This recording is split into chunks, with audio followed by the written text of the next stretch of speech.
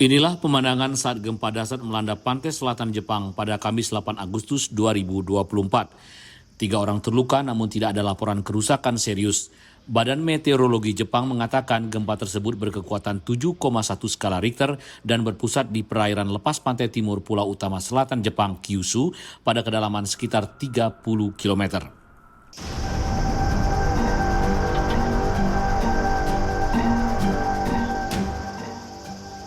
Gempa paling kuat mengguncang kota Nichinan dan daerah sekitarnya di prefektur Miyazaki di Pulau Kyushu.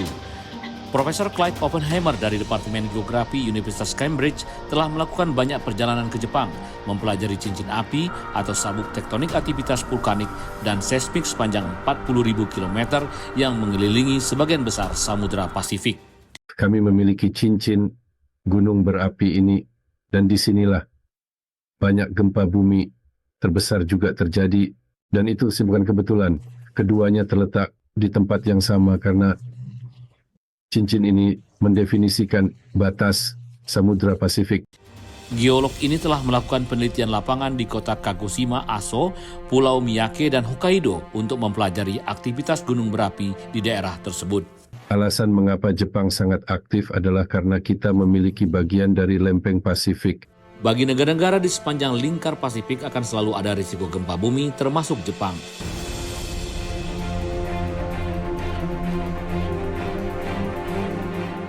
Jika kita ingin mendefinisikannya lebih jelas, dan itu bergerak menuju Eurasia, di mana daratan Jepang merupakan bagiannya dengan kecepatan sekitar 6 cm per tahun, dan lempeng samudera menyelam kembali ke dalam interior bumi, ke dalam mantel bumi, dan 6 cm per tahun.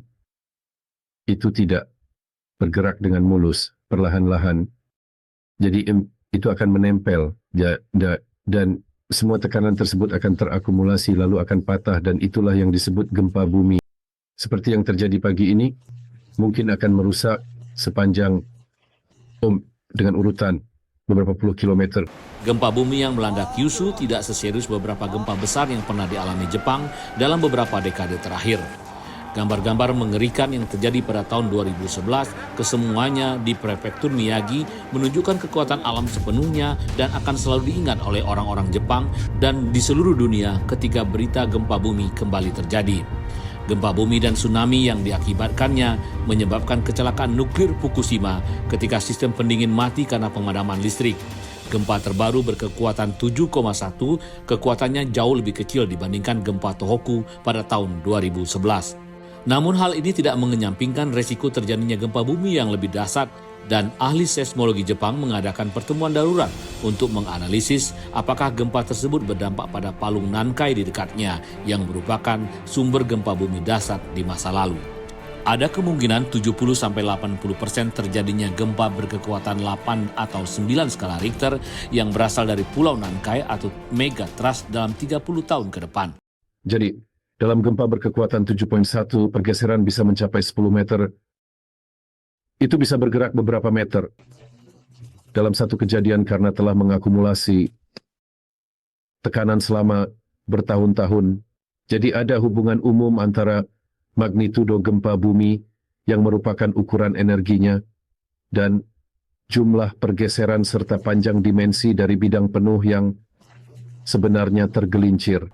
Jepang adalah salah satu negara paling rawan gempa di dunia. Bagi banyak orang di Jepang, aktivitas seismik merupakan ancaman nyata yang harus mereka hadapi. Namun kesiapsiagaan atau respon terhadap bencana ini tidak ada duanya.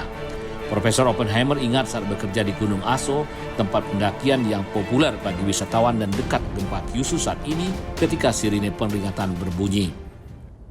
Dalam 5 menit, semua orang sudah pergi. Maksud saya, itu luar biasa untuk ditonton. Semua orang memperhatikan peringatan, tidak ada kepanikan yang terburu-buru atau apapun. Semua orang tahu apa yang harus dilakukan.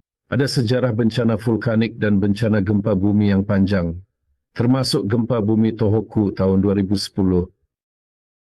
Bencana gempa bumi, Anda tahu, tidak terkecuali gempa bumi Tohoku 2010.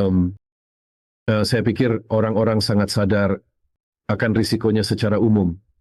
Ada banyak informasi, banyak pemantauan, semacam pemantauan berteknologi tinggi dengan banyak lembaga yang terlibat dan terhubung dengan perlindungan sipil. Ada banyak pekerjaan rekayasa struktural bangunan untuk membuatnya lebih tahan terhadap gempa bumi.